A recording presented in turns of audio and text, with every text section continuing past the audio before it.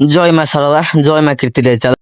ପାଖାପାଖି ବହୁତ ଦିନ ପରେ ଆଜି ମୁଁ ଯାଉଛି ଅଫିସ, ମାନେ ପାଖାପାଖି ମାସେ ହେଇଗଲାଣି ଅଫିସ ମୁଁ ଯାଇନି, କିଛି ପ୍ରୋବ୍ଲେମ ପାଇଁ ଯାଇପାରିନଥିଲି। ତ ଆଜି ବାହାରିଛି ଅଫିସ, ଦେଖନ୍ତୁ ସିଧା ଆଜି ମୁଁ ଅଫିସରେ ପହଞ୍ଚି ଗଲି। ପହଞ୍ଚିଲା ପରେ ଏଠି ମୋ ଗାଡିଟା ଥୋଇ ଦେଇଛି, ଏଠି ଭାଇମାନେ ଆମର ବସିଛନ୍ତି, ଆଉ ଅଫିସରେ କେହି ଆସିନାହାନ୍ତି। ତାପରେ ମୁଁ କଣ କଲି, ମୁଁ ଆଇଟାକୁ ଲଗଇନ କଲି। ତ ଆଇଟା ଲଗଇନ କରିବା ପାଇଁ ବହୁତ ସମୟ ଲାଗିବ। ଏଇ ଦେଖନ୍ତୁ ତା ଭିତରେ ଆମର ଗାଡି ମଧ୍ୟ ପଳେଇଲା ପାର୍ସଲ ନେଇକି, କାହିଁକି ନା ଆଇଟା ଯେହେତୁ ମାସେ ଲାଗି ଲଗଇନ ହେଇନି, ତ ଲଗଇନ ହେଇଗଲା। ହେଲା ପରେ ଦେଖନ୍ତୁ ଆମର ଗାଡି ଏବେ ଖୋଲା ହେଇଯାଇଛି, ପାର୍ସଲ ଏତିକି ଅଛି। ତାପରେ ପାର୍ସଲ ଆମର ସବୁ କଢା ହେଇଗଲା ଭିତରେ, ସମସ୍ତେ ମିଶି କାଢିଦେଲେ। ଏବେ ଆମର ପାର୍ସଲ ସବୁ ସାଇଜ ସୁଇଚ ହଉଛି, କିଏ କୋଉ ପଟକୁ ନେଇକି ଯିବ, କିଏ କୋଉ ରୁଟରେ ଯିବ। ତ ସେଠୁ ମୁଁ ଅଫିସ ରୁ ବାହାରି ଆସିଲି ପାର୍ସଲ ନେଇକିରି।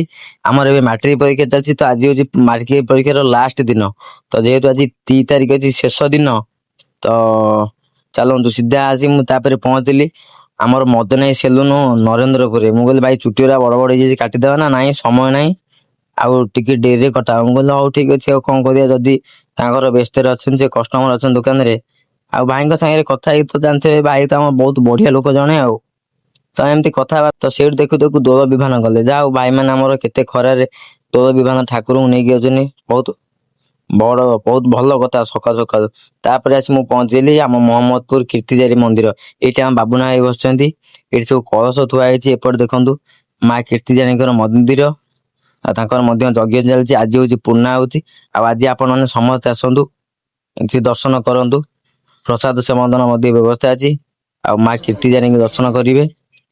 ଦେଖିପାରୁଥିବେ ଏପଟେ ମାଙ୍କର ଯଜ୍ଞ ମଧ୍ୟ ଚାଲିଛି। ଏବଂ ଶେଷରେ ଏତିକି ମଧ୍ୟ କହିବି କି ଏ ଅନୁଷ୍ଠାନର ସମସ୍ତ କର୍ମକର୍ତ୍ତା ମାନଙ୍କୁ ମୋ ତରଫରୁ ବହୁତ ବହୁତ ଧନ୍ୟବାଦ, ଯାହା ହଉ ଏତେ ବଡ ଅନୁଷ୍ଠାନ ଟାକୁ ବଞ୍ଚି ରଖିଛନ୍ତି।